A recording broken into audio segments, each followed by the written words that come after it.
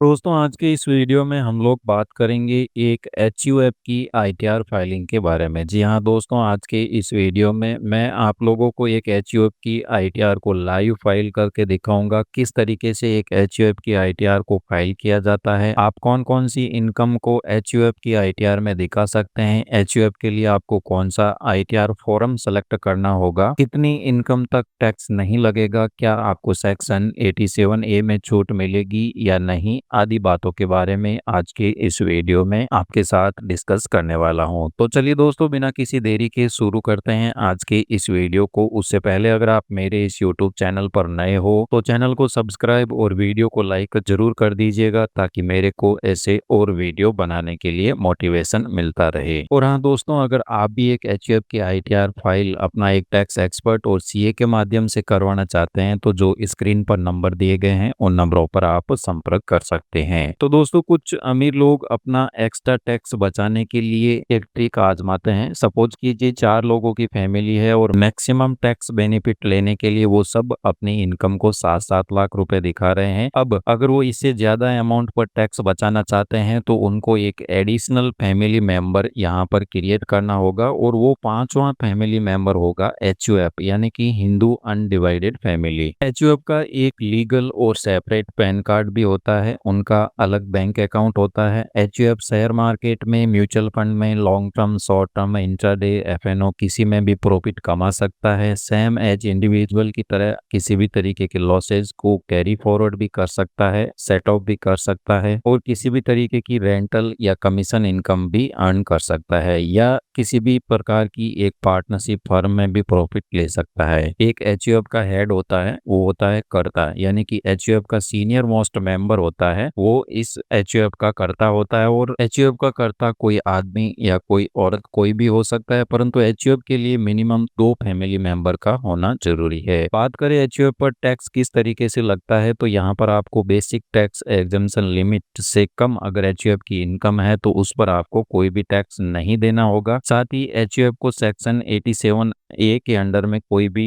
Rebate नहीं मिलती है। जैसा कि एक इंडिविजुअल को ओल्ड टैक्स रिजिम में 87A में 12,500 की छूट मिलती है और न्यू टैक्स रिजिम में 20,000 या 60,000 जो कि फाइनेंशियल ईयर 25-26 के लिए होगी, वो टैक्स रिबेट 87A में जो एक इंडिविजुअल को मिलती है वो यहाँ पर एचयूएफ को नहीं मिलेगी। यानी कि अगर ओल्ड टैक्स रिजिम में एक एचयूएफ की इनकम 2.5 लाख को क्रॉस कर रही है तो 2.5 से 5 तक 5% और 5 लाख से ऊपर जो भी नेट इनकम होगी उस पर 20% के हिसाब से टैक्स देना होगा। वही न्यू टैक्स रिजिम में एक एचयूएफ को बेसिक टैक्स एग्जम्पशन लिमिट अर्थात 3 लाख रुपए तक कोई भी टैक्स नहीं देना होता है। 3 से लेकर के 7 लाख तक 5%, 7 से लेकर के 10 लाख तक 10%, यानी कि नॉर्मल टैक्स स्लैब जैसा एक इंडिविजुअल पर एप्लीकेबल होता है वो होगा, परंतु यहाँ पर 87A की रिबेट नहीं मिल रही है। बात करें एक एचयूएफ के लिए कौन सा आईटीआर फॉर्म आपको सेलेक्ट करना होगा, तो आप एक एचयूएफ के लिए आईटीआर 1 फॉर्म को छोड़ करके कोई भी फॉर्म यहाँ पर अपनी इनकम के अकॉर्डिंग सेलेक्ट कर सकते हैं। मान लीजिए अगर आपने शेयर मार्केट में शॉर्ट टर्म और लॉन्ग टर्म में ट्रेडिंग की है तो आईटीआर 2 फॉर्म आपको सेलेक्ट करना होगा। अगर शेयर मार्केट में intraday, FNO, short term, long term या किसी भी तरीके की बिजनेस इनकम है तो आईटीआर 3 फॉर्म सेलेक्ट करना होगा। या फिर अगर आपकी किसी भी तरीके की शेयर मार्केट की इनकम नहीं है और ओनली बिजनेस इनकम है तो उस केस में आप आईटीआर 4 फॉर्म सेलेक्ट कर सकते हैं। यानी कि आईटीआर 1 फॉर्म को छोड़ करके 2, 3 या 4 आप अपनी इनकम के अकॉर्डिंग कोई भी आईटीआर फॉर्म सेलेक्ट कर सकते हो। अब चलते हैं इनकम टैक्स पोर्टल पर और वहां पर मैं आप लोगों को बताऊंगा कि किस तरीके से एक एचयूएफ की लाइव आईटीआर फाइल आप कर सकते हैं। तो एक एचयूएफ की लाइव आईटीआर फाइल करने के लिए सबसे पहले तो आपको इनकम टैक्स पोर्टल पर चले जाना है और अगर आप एक एचयूएफ एज ए एचयूएफ नए हो तो सबसे पहले रजिस्टर ऑप्शन पर क्लिक करके जो एचयूएफ का पैन कार्ड है उसके अकॉर्डिंग आपको पहले तो रजिस्ट्रेशन कर लेना है जैसा कि एक इंडिविजुअल के केस में होता है और उसके बाद में आपको बैंक अकाउंट भी एक एचयूएफ का जो अलग बैंक अकाउंट खुलता है वो यहाँ पर ऐड कर देना है अपने ई फाइलिंग पोर्टल पर। उसके बाद में लॉगिन ऑप्शन पर क्लिक करके यूजर आईडी में आपको अपना पैन नंबर और पासवर्ड डाल के लॉगिन कर लेना है। लॉगिन करने के बाद में हमेशा आपको 2 काम करने हैं। सबसे पहले तो यहाँ पर एआईएस का ऑप्शन मिलेगा, सिंपली इस ऑप्शन पर क्लिक करना है और यहाँ पर आपको एआईएस चेक कर लेना है कि उसमें आपके एचयूएफ अकाउंट पर कौन कौन सी इनकम रिपोर्ट सेलेक्ट हो रखी है, जैसे मेरे केस में यहाँ पर बचत खाते का ब्याज, एफडी इंटरेस्ट और शेयर मार्केट में छोटी मोटी ट्रेडिंग है, तो यहाँ पर जो है आपके ऊपर ITR 4 फॉर्म एप्लीकेबल नहीं होता है। 2 या 3 में से कोई एक फॉर्म सेलेक्ट करना, यानी कि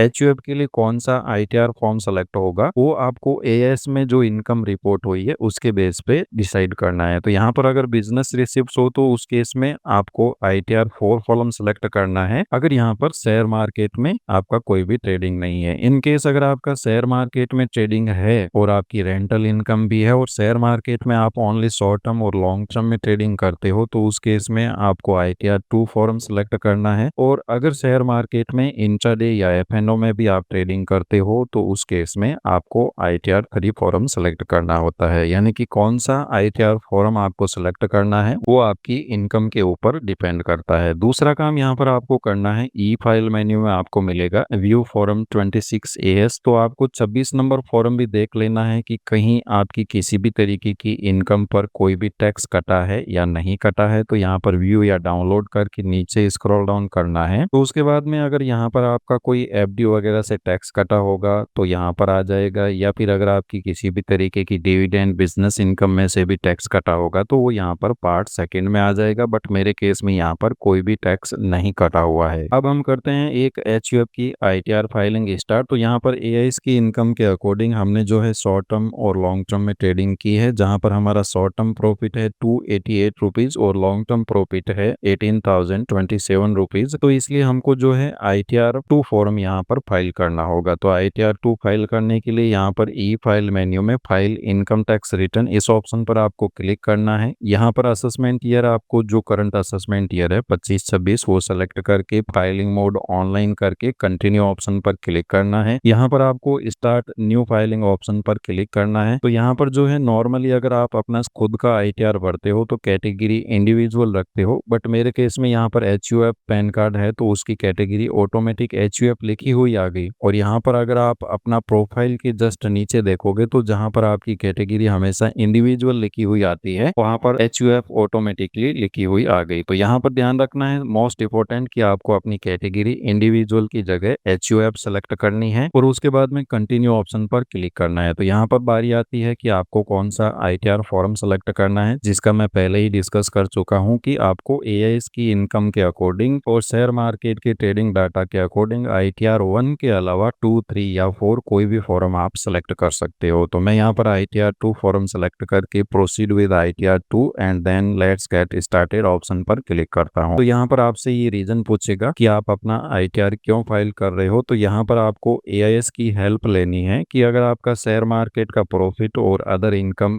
FD इंटरेस्ट या सेविंग बैंक अकाउंट का इंटरेस्ट सारा मिला करके 3 लाख रुपए को क्रॉस कर रही है तो उस केस में आपको यहाँ पर फर्स्ट ऑप्शन सेलेक्ट करना है कि आपकी इनकम जो है बेसिक टैक्स एग्जम्पशन लिमिट से ज्यादा है। इन केस अगर ये सारी इनकम 3 लाख से कम है और आप नॉर्मली ITR फाइल करने जा रहे हो तो यहाँ पर अदर ऑप्शन का सेलेक्ट करके कंटिन्यू ऑप्शन पर क्लिक करना है। फिर यहाँ पर जो है आपको शेड्यूल से सेलेक्ट करने रहेंगे अपनी इनकम के अकॉर्डिंग। तो जनरल में आपको यहाँ पर शेड्यूल A सेलेक्ट करने रहने देना है। उसके बाद में आ जाते हैं इनकम पर। तो अगर आपकी सैलरी इनकम नहीं है तो इसको अनटिक कर देना है। इन केस अगर आप हाउस प्रॉपर्टी से अपनी इनकम दिखाना चाहते हो तो यहाँ पर शेड्यूल हाउस प्रॉपर्टी यानी कि रेंटल इनकम आप जो है HUF के अकाउंट में ट्रांसफर करना चाहते हो तो उस केस में शेड्यूल हाउस प्रॉपर्टी आपको सेलेक्ट करना है। शेयर मार्केट में हमारा लॉन्ग टर्म कैपिटल गेन है यहाँ पर 18,027 का, तो यहाँ पर शेड्यूल 112A और यहाँ पर हमारा शॉर्ट टर्म कैपिटल गेन भी है 288, तो यहाँ पर कैपिटल गेन शेड्यूल भी आपको सेलेक्ट कर लेना है। इसके बाद में शेड्यूल अदर सोर्सेज इनकम का यानी कि जो आपका डिविडेंड है, बचत खाते का ब्याज है, वो सारा यहाँ पर आपका आ जाएगा। इसके बाद में यहाँ पर आपको शेड्यूल SI यानी कि स्पेशल इनकम का शेड्यूल सेलेक्ट करना है, क्योंकि जो लॉन्ग टर्म कैपिटल गेन और शॉर्ट टर्म कैपिटल गेन होता है वो स्पेशल इनकम होती है और उस पर टैक्स भी स्पेशल रेट से लगता है। इसके बाद में नेक्स्ट यहाँ पर आ जाते हैं डिडक्शन का शेड्यूल। तो एज ए HUF अगर आप ओल्ड टैक्स रिजीम में जाते हो तो सारे डिडक्शन क्लेम कर सकते हो जो कि एक इंडिविजुअल पर्सन डिडक्शन क्लेम कर सकता है। तो यहाँ पर अगर आपकी ATC के, ATD के या मेडिकल के कोई भी अगर आप डिडक्शन क्लेम करना चाहते हो और ओल्ड टैक्स रिजीम में फाइल करना चाहते हो अपना ITR, तो यहाँ पर अपनी डिडक्शन के अकॉर्डिंग आपको शेड्यूल सेलेक्ट कर लेने हैं। जैसे ATC का शेड्यूल हो गया, चैप्टर 6A का NPS में कॉन्ट्रीब्यूशन का हो गया मेडिकल का, यानी कि आपके ये सारे शेड्यूल आपको सेलेक्ट कर लेने हैं। इसके बाद में नेक्स्ट यहाँ पर टैक्स का शेड्यूल आ जाता है, तो यहाँ पर फर्स्ट 3 आपको सेलेक्ट रहने देने हैं और फोर्थ जो है आपको डीसेलेक्ट करके कंटिन्यू ऑप्शन पर क्लिक करना है। तो यहाँ पर आप देखोगे आपने जो जो शेड्यूल से सेलेक्ट किए थे वो सारे के सारे आ गए। यहाँ पर आप देखोगे आपका सैलरी शेड्यूल डिसेबल रहता है। इसका रीजन है कि कभी भी एक एचयूएफ अपनी सैलरी इनकम अर्न नहीं कर सकता, क्योंकि उसका कर्ता होता है उसका इंडिविजुअल पैन कार्ड पे ही वो सैलरी अपनी रिपोर्ट कर सकता है, अपनी सैलरी को कभी भी एचयूएफ के अकाउंट में ट्रांसफर नहीं कर सकता। तो यहाँ पर सबसे पहला हम शेड्यूल ले लेते हैं पार्ट ए जनरल इन्फॉर्मेशन। इस पर आपको क्लिक करना है। यहाँ पर आपके पैन कार्ड के अकॉर्डिंग आपकी डिटेल रहेगी पर्सनल इन्फॉर्मेशन की टैब में, और कॉन्टैक्ट डिटेल में आपका एड्रेस,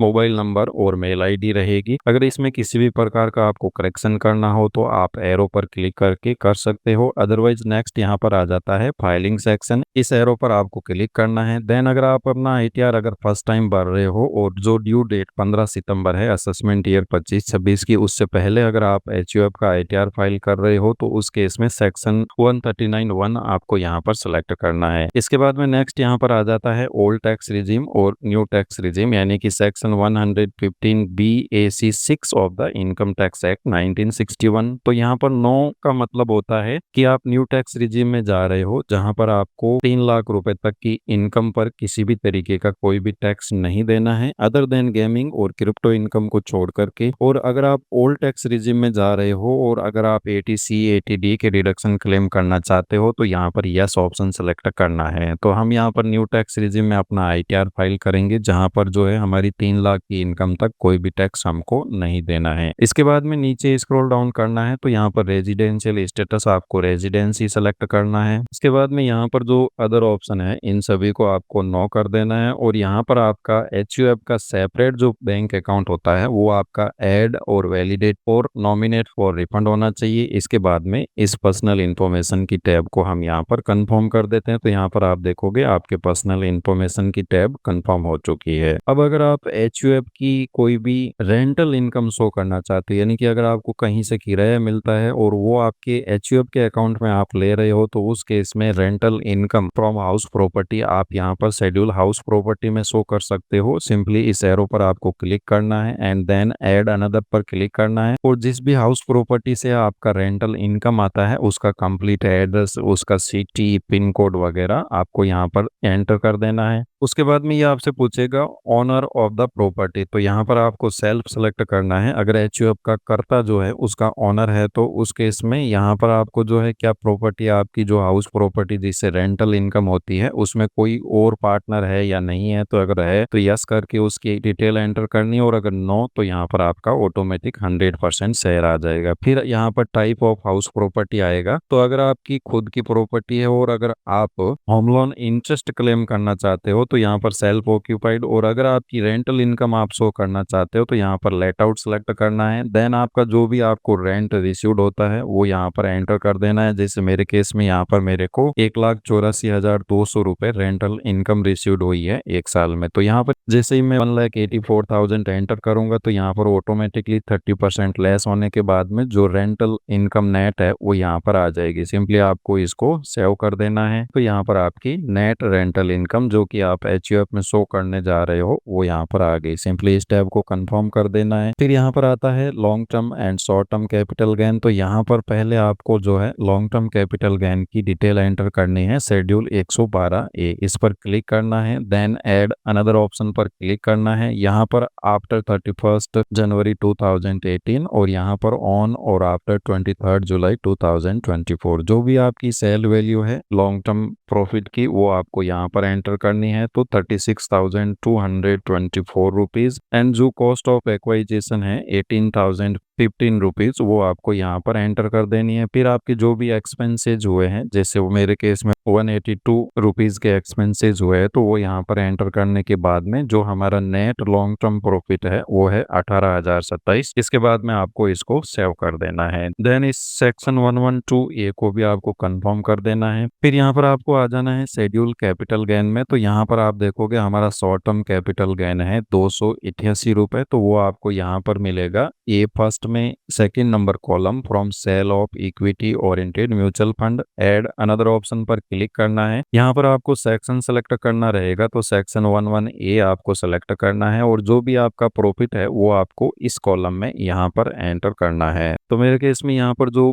कंसिडरेशन सेल वैल्यू है वो है 8,475 रुपए, और जो भी इसकी बाई वैल्यू है cost of acquisition without induction, तो वो आपको यहाँ पर एंटर करनी है 8,156 रुपए। फिर आपके शॉर्ट टर्म कैपिटल गेन पे जो भी एक्सपेंसेज हुए हैं वो इसी कॉलम में सारी डिटेल्स आपको इसके नीचे एंटर करनी है। तो 31 रुपीज के हमारे एक्सपेंसेज है, तो हमारा यहाँ पर net short term capital gain निकल के आ गया 288 रुपीज। सिंपली इस शेड्यूल को भी हम यहाँ पर कंफर्म कर देते हैं। इसके बाद में जो आपका शॉर्ट टर्म कैपिटल गेन और लॉन्ग टर्म कैपिटल गेन है उसका आपको ब्रेकअप देना है। तो हमारा शॉर्ट टर्म कैपिटल गेन है 288 रुपीज और लॉन्ग टर्म कैपिटल गेन है 18,027 रुपीज। तो यहाँ पर आपको मिलेगा टेबल F। यहाँ पर जो भी आपका शॉर्ट टर्म कैपिटल गेन है 288 रुपीज उसका आपको ब्रेकअप यहाँ पर देना है, और जो भी आपका लॉन्ग टर्म कैपिटल गेन है 18,315 रुपए, तो उसका आपको ब्रेकअप देना है कॉलम नंबर 7 में यहाँ पर 18,315 रुपए। यानी कि आपका जो भी प्रॉफिट हो उसका आपको ब्रेकअप देना है। इन केस अगर मान लो यहाँ पर लॉस हो जाता है आपको लॉन्ग टर्म या शॉर्ट टर्म में, तो उसका ब्रेकअप नहीं देना है। बट अगर मान लो यहाँ पर आपका लॉस सेटअप होने के बाद में जो नेट प्रॉफिट बचता है, चाहे वो शॉर्ट टर्म का हो या लॉन्ग टर्म का हो, तो उस नेट प्रॉफिट का आपको यहाँ पर ब्रेकअप देना है। तो हमारा यहाँ पर 18,315 नहीं है, 18,027 है, तो वो आपको यहाँ पर 18,027 एंटर करना है, क्योंकि 18,315 टोटल कैपिटल गेन है। तो यहाँ पर आपको अलग अलग ब्रेकअप देना है इसका। इसके बाद में आपका कैपिटल गेन का शेड्यूल कंप्लीट हो गया, तो सिंपली इसको कंफर्म कर देना है। फिर आ जाते हैं schedule income from other sources. यहाँ पर फर्स्ट नंबर कॉलम की इस एरो पर क्लिक करके एडिट ऑप्शन पर क्लिक करना है। तो इसके बाद में आपको लेना है AIS का हेल्प। तो यहाँ पर बचत खाते का ब्याज है 17,329 रुपए, जो कि यहाँ पर नहीं आ रहा है। इन केस अगर आपकी ऑटोमेटिकली आ रहा है तो ठीक है, अदरवाइज जो भी आपका ब्याज है वो यहाँ पर एंटर कर देना है। फिर इसके बाद में हमारा जो है डिपॉजिट इंटरेस्ट है 17,548 रुपए, जो कि ऑटोमेटिक आ रहा है। अगर आपकी AIS में यहाँ पर कोई डिविडेंड इनकम भी आ रही हो तो वो यहाँ पर आपको कॉलम नंबर फर्स्ट में जितनी आपकी डिविडेंड इनकम है वो यहाँ पर एंटर कर देनी है। इसके बाद में अगर आपकी कोई अदर इनकम आप शो करना चाहते हो तो वो यहाँ पर